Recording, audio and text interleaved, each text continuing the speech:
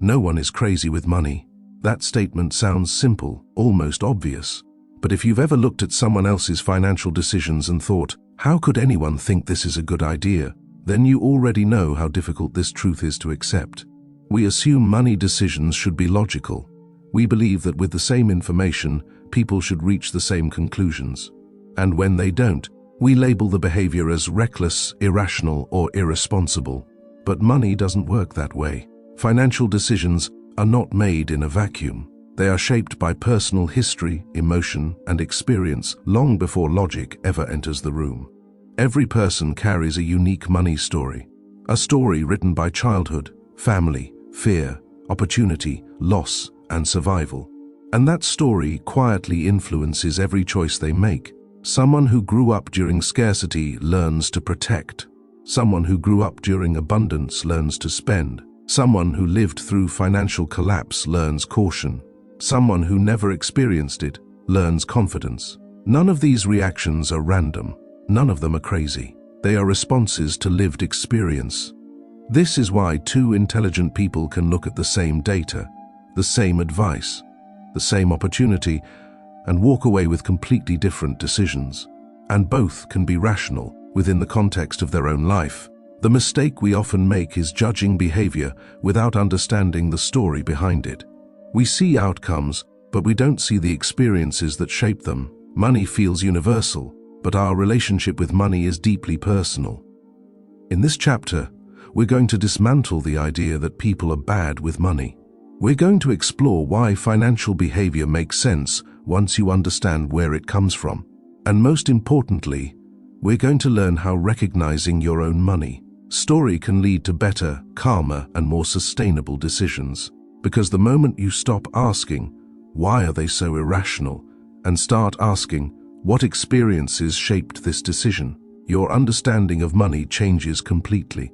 And so does your relationship with it. Why we judge financial decisions. One of the most common mistakes people make with money is assuming that logic is universal. We believe that if two people have access to the same information, they should reach the same conclusions. And when they don't, we assume something must be wrong. This assumption feels natural. After all, numbers seem objective. Income, expenses, interest rates, returns, they look like facts that should lead to clear answers. But money decisions are not driven by numbers alone. They are driven by interpretation, and interpretation is shaped by experience. When we judge someone else's financial choices, we are usually comparing their decisions to our own mental framework. We ask ourselves, what would I do in this situation? And if their behavior doesn't match our answer, we label it as irrational. This is not because we are arrogant. It is because we are unaware of how narrow our perspective really is. Every financial decision exists inside a context. That context includes fear, memory, emotion, upbringing, and past outcomes. Two people can face the same choice and experience it completely differently. Consider risk. To one person, taking a financial risk feels exciting, even necessary. To another, the same risk feels terrifying and irresponsible. Neither reaction is random. Each is rooted in what that person has lived through. Someone who has never experienced major loss may see risk as opportunity. Someone who has lived through collapse may see risk as danger. When we ignore this difference, judgment replaces understanding.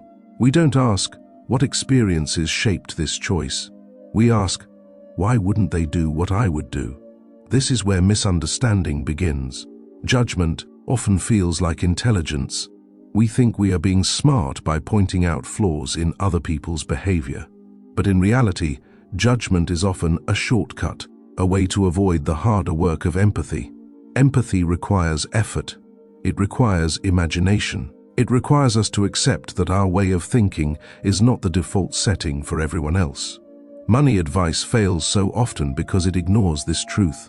When someone says, just save more, or just invest earlier, or just take more risk, they are usually speaking from their own experience, not universal reality. Advice that worked perfectly for one person can feel impossible for another, not because the other person lacks discipline, but because their emotional history is different. This is why people frequently feel judged by financial advice. They hear solutions that don't fit their life and assume the problem is their own failure. But the failure is not personal. It is contextual. Understanding this changes how we view financial behavior, both in others and in ourselves. Instead of asking why people make bad decisions, we begin to ask what conditions made those decisions feel reasonable. And once we do that, money stops being a moral issue and starts becoming a human one. This shift matters deeply, because as long as we believe poor financial choices are the result of stupidity or weakness, we miss the opportunity to design better systems, better habits, and better rules that actually work for real people. Judgment closes the conversation. Understanding opens it. And money improves far more through understanding than through criticism. Money is shaped by personal history. Money is not learned from textbooks first. It is learned from life. Long before people understand interest rates, inflation, or investing, they absorb lessons about money through observation and experience. They watch how their parents talk about money. They feel the tension during financial stress. They notice what is celebrated and what is feared. And without realizing it, these moments shape their beliefs. A child who grows up in a household where money is scarce learns caution early. Saving feels safe. Spending feels dangerous. Risk feels like something to avoid. Another child grows up in a home where money flows easily. Bills are paid without discussion. Opportunities are abundant. Spending feels normal. Optimism feels natural. Neither child is right or wrong. They are simply adapting to the world they see. These early experiences become emotional reference points. They don't disappear when income changes. They don't vanish with education. They stay quietly present, influencing decisions long into adulthood. This is why money behavior is so persistent. Someone who experienced sudden loss may struggle to trust stability again. Even years later, with strong income and savings, their decisions may still be shaped by fear of collapse. On the other hand, someone who has never experienced loss may underestimate risk. They may assume tomorrow will look like today because it always has. These patterns are not flaws. They are survival strategies. The mind learns from what it experiences most vividly. If scarcity was the dominant lesson, the brain prioritizes protection. If abundance was the dominant lesson, the brain prioritizes growth. This explains why financial advice often feels disconnected from reality. Advice usually assumes a neutral starting point, as if people are blank slates making rational choices from scratch. But no one starts from zero. Everyone brings a history into every decision. Even major economic events leave long shadows. People who lived through high inflation often distrust debt. People who experienced market crashes often distrust investing. People who grew up during economic booms often trust risk more easily. None of these responses are irrational. They are logical reactions to past environments. The problem arises when we forget that others lived through different environments than we did. We assume our version of normal is universal, and when others behave differently, we judge them. But behavior that looks strange from the outside often makes perfect sense from the inside. Understanding this helps us replace judgment with curiosity. Instead of asking, why would someone do that? We ask, what did they experience that I didn't? This shift is powerful. It allows us to understand not only others, but ourselves. When you look honestly at your own money decisions, you can often trace them back to specific memories, moments, or emotions. A fear that never fully disappeared. A habit that once provided comfort. A belief that felt protective at the time. Recognizing these patterns doesn't mean you must obey them forever, but it does mean you should respect where they came from. Change becomes easier when it begins with understanding, because you can't redesign a system you refuse to acknowledge. And money, more than almost anything else, is a system built on personal history. Same facts, different decisions. One of the most confusing things about money is that people can look at the same facts and make completely different decisions. They read the same headlines, they hear the same advice, they see the same numbers, and yet they act in opposite ways. This leads many people to believe that someone must be wrong, that one decision is intelligent and the other is foolish. But in most cases, neither person is wrong. They are simply responding to the same information through different lenses. Facts do not exist in isolation. They are filtered through memory, emotion, and expectation. Two people may agree on the data, but disagree completely on what that data means. For example, consider market volatility. One person sees volatility as opportunity. They see price drops as a chance to buy. They feel excitement, not fear. Another person sees the same volatility as danger. They remember loss. They remember instability. Their body reacts before their mind has time to analyze. Both reactions are logical. One reaction is rooted in confidence built from stability. The other is rooted in caution built from experience. The difference is not intelligence. The difference is context. This pattern appears everywhere in financial life. The same interest rate can feel cheap to one person and terrifying to another. The same level of debt can feel manageable to one household and unbearable to another. The same investment horizon can feel patient to one person and painfully slow to someone else. When we forget this, judgment feels justified. We assume that because something makes sense to us, it should make sense to everyone. But financial decisions are not made in a shared reality. They are made in personal realities. Each person carries a different timeline, a different tolerance for uncertainty, a different emotional relationship with loss and gain. This is why financial debates are often so heated. People argue as if facts alone should settle the discussion. But facts are only half the equation. The other half is interpretation, and interpretation is shaped by what someone has lived through. Someone who has seen wealth disappear overnight will prioritize protection over growth. Someone who has only seen growth will prioritize opportunity over caution. Neither approach is inherently superior. Each has strengths and weaknesses. Problems arise when people assume their approach is universal. When we stop recognizing the role of experience, we stop learning from one another. We become defensive instead of curious, certain instead of flexible. This mindset doesn't just damage conversations, it damages decision-making, because it prevents people from adapting their strategies as life changes. The most effective financial decisions are not the ones that are objectively perfect. They are the ones that fit the person making them. A plan that looks brilliant on paper can feel unbearable in real life. And a plan that looks conservative can provide the emotional stability someone needs to stay consistent. Consistency matters more than optimization. A strategy you can follow for decades will outperform a strategy you abandon under stress. This is why understanding yourself matters more than copying others. When you accept that different decisions can come from the same facts, you gain freedom. Freedom from comparison, freedom from judgment, freedom from unnecessary doubt. You stop asking whether your choices look smart to others and start asking whether they make sense for your life. And that shift quietly leads to better outcomes, because when decisions align with experience, they become sustainable. And sustainability is what turns good decisions into lasting wealth. Experience beats data. When it comes to money, people often assume that better information leads to better decisions. If someone makes a poor financial choice, the instinctive response is to offer more data, more charts, more statistics, more explanations. But this approach misunderstands how the human mind actually works.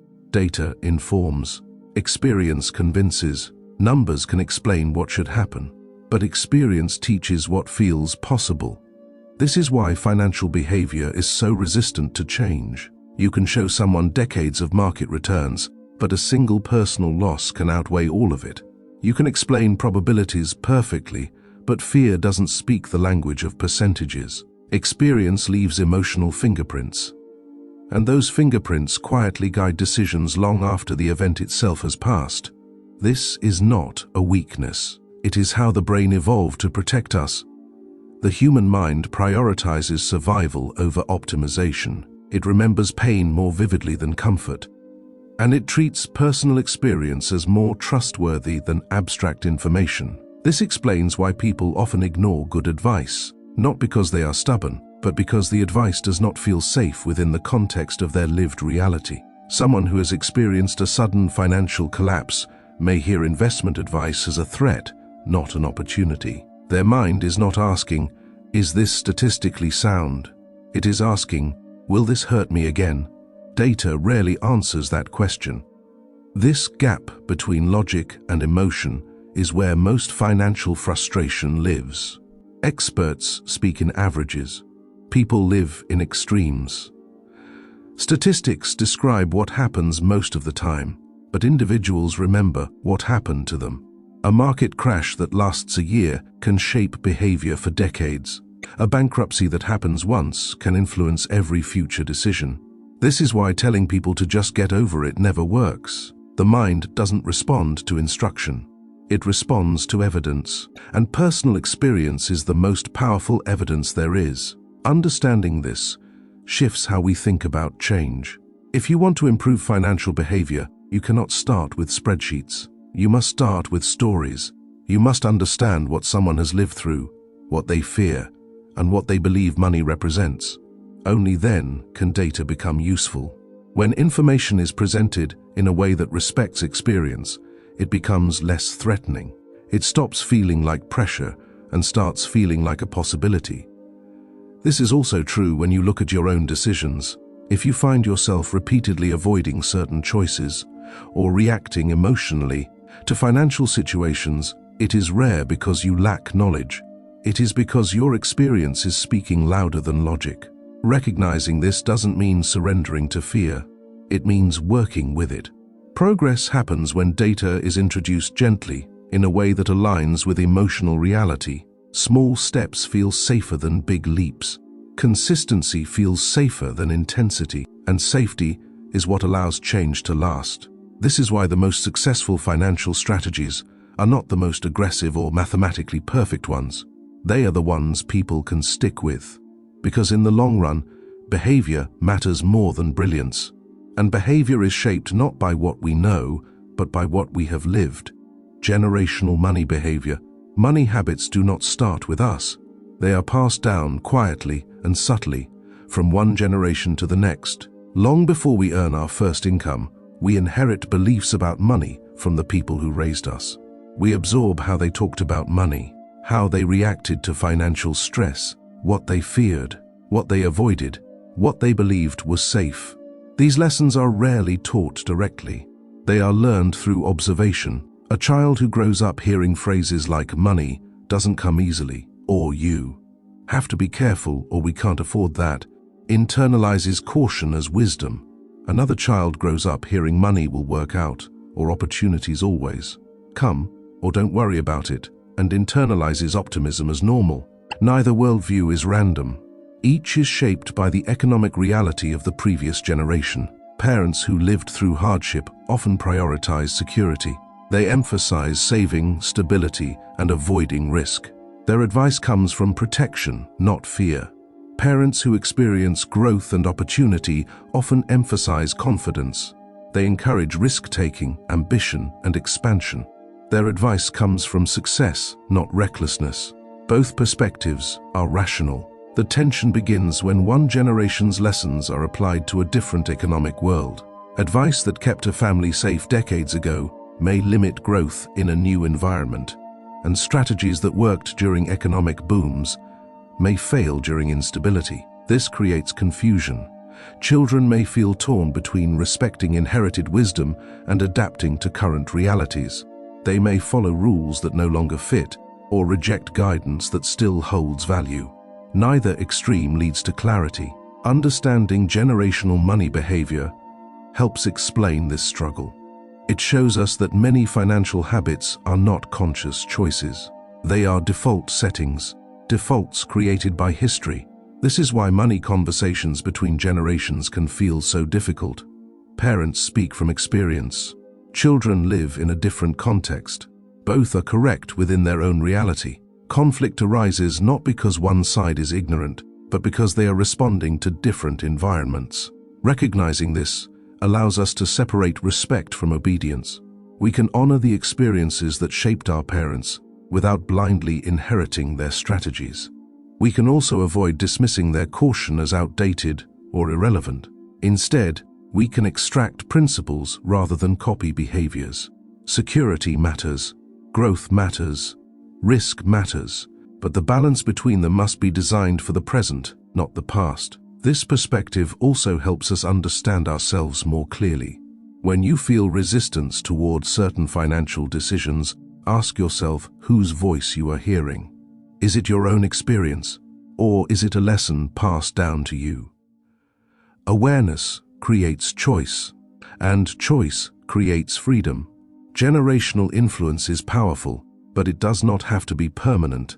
We can consciously decide which beliefs to keep, which to adapt, and which to release. Money improves when we stop fighting our inheritance and start understanding it. Because clarity doesn't come from rejecting the past, it comes from learning how the past shaped us. Why financial advice often fails, not because the advice is wrong, but because it is incomplete. Most financial advice is designed as if people live identical lives. It assumes similar backgrounds, similar emotions, and similar tolerance for uncertainty. But real people don't live on average. They live in specific circumstances shaped by their history. This is why advice that sounds perfectly logical can feel impossible to follow. When someone says, "Just save more," they are speaking from a position of emotional safety. They are assuming that saving feels neutral or empowering. But for someone who has lived through scarcity, saving can feel like a restriction. It can feel like constant tension. It can feel like survival mode never ends. The same advice lands differently depending on who hears it. Financial advice often fails because it focuses on what to do and ignores who is doing it. It treats behavior as a technical problem, when in reality it is an emotional one. Advice also tends to be outcome-focused rather than process-focused. It shows the destination without addressing the journey. Invest early. Take more risk. Delay gratification. These statements describe optimal outcomes, but they don't account for emotional readiness. People don't resist advice because they are lazy or undisciplined. They resist because the advice threatens their sense of safety. Safety is the foundation of consistent behavior. Without it, even the best strategies collapse under stress. This is why copying someone else's financial plan rarely works. That plan was designed around someone else's fears, confidence, income stability, and past experiences. When people blindly follow advice that doesn't fit them, they often quit at the worst possible time. They abandon good strategies not because the strategy failed, but because the emotional cost became unbearable. This leads to cycles of guilt and self-blame. People assume they lack discipline, when in reality, they lack alignment. Effective financial advice must adapt to the person receiving it. It must respect emotional limits. It must acknowledge fear without shaming it. And it must build confidence gradually. Progress in money doesn't come from pressure. It comes from permission. Permission to move at a pace that feels sustainable. Permission to prioritize stability before growth. Permission to design rules that fit real life. When advice honors experience instead of dismissing it, it becomes empowering rather than overwhelming. And when people feel understood, they are far more likely to change. This is the quiet truth behind successful financial behavior. People don't need more advice. They need advice that fits who they are. Understanding before optimizing. Most people approach money backwards. They try to optimize before they understand. They search for the perfect strategy, the ideal allocation, the smartest move, without first asking whether those choices fit who they are. Optimization sounds intelligent. It feels productive. It creates the illusion of control. But optimization without understanding often leads to frustration. Because the most efficient plan on paper can be the most unbearable plan in real life. Understanding must come first. Understanding your emotional triggers. Understanding your tolerance for uncertainty. Understanding what makes you feel safe and what makes you anxious. Money decisions are not just financial, they are psychological. A strategy that ignores psychology will eventually fail under pressure. This is why two people can follow the same plan with very different results. One feels calm and confident. The other feels constant stress and doubt. The difference is not discipline, it is alignment. Alignment between the plan and the person. Understanding yourself means acknowledging your limits without judgment. It means recognizing that your comfort zone is not a weakness to eliminate, but a boundary to respect. Growth does not require constant discomfort. It requires consistent behavior. Consistency is built on safety. When people feel safe, they stick with their decisions. When they feel threatened, they abandon them. This is why simple, boring strategies often outperform complex, optimal ones. They are easier to live with. Understanding also means letting go of comparison. Optimization often comes from watching others, from copying what looks successful. But what works for someone else may silently exhaust you. Comparison creates pressure. Pressure creates mistakes. Clarity removes pressure. When you understand your own financial personality, you stop chasing what looks impressive and start building what feels sustainable. You design rules that protect you during stress and support you during the opportunity. Rules that are simple enough to follow even when emotions are high. This approach may not look impressive. It may not maximize every possible return, but it maximizes the most important factor in long-term success: your ability to stay in the game. Money grows through patience, not perfection. Understanding yourself first allows optimization to become supportive instead of destructive, because the goal is not to win money. The goal is to live well with it. Stop judging, start designing. Judgment is easy. Design is difficult. Judgment allows us to feel certain without doing the work. Design requires patience, honesty, and self-awareness. When it comes to money, most people spend years judging decisions, their own and others, without ever designing a system that actually fits their life. They criticize past mistakes. They compare themselves to others. They replay decisions they wish they had made differently. But judgment changes nothing. Design does. Design begins when you stop asking whether a decision was right or wrong, and start asking whether it made sense within your circumstances. This shift is subtle but powerful. Instead of blaming yourself for past choices, you study them. You ask what you were protecting, what you were afraid of, what you were trying to preserve. Every financial decision is an attempt to solve a problem, even the ones that didn't work. When you understand the problem you were responding to, the decision stops looking foolish and starts looking human. This perspective removes shame, and without shame, improvement becomes possible. Designing your financial life means creating rules that support you, not rules that impress others. It means accepting that your priorities may not match someone else's, and that's not a flaw, it's clarity. Some people need flexibility more than growth. Some need stability more than optimization. Some need simplicity more than sophistication. There is no universal formula. Design is personal. Effective financial design focuses less on maximizing returns and more on minimizing regret. It asks, what decisions will I be comfortable living with during stress?